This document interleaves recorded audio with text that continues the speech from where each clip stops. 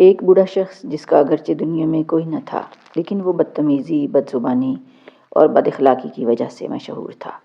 بڑے گھر میں اکیلا رہنے اور لوگوں کے اس رویے کی وجہ سے وہ پہلے سے بھی زیادہ غصیلا، چڑچڑا اور بد اخلاق ہو گیا تھا۔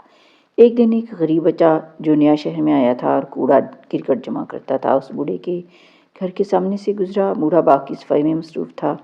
بچے نے بوڑھے کی طرف نگاہ اٹھائی اور بے ساختہ بوڑھے کو دیکھ کر مسکرایا اور ادب سے سلام کیا۔ بوڑھا شخص جس کی طرف شاید چند سالوں سے کسی نے مسکرا کر نہ دیکھا تھا، بہت خوش ہوا۔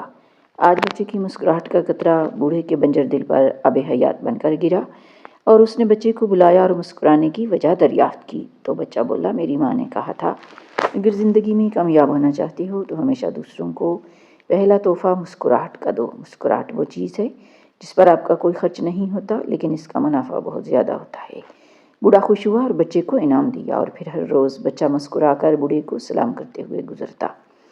یہاں تک کہ ایک دن بچے کے گھر ایک وکیل آیا اور بولا، آج فلاں بوڑھا شخص مر گیا ہے اور اس نے اپنی جائیداد اس بچے کے نام کر دی ہے، اور اپنی وصیت میں لکھ گیا ہے کہ اس کی قیمت چند مسکراہٹوں کے ذریعے ایڈوانس ادا ہو چکی ہے۔ مضبوط ترین لوگ وہ ہوتے ہیں جو مشکل ترین وقت میں بھی مسکرانا نہیں بھولتے۔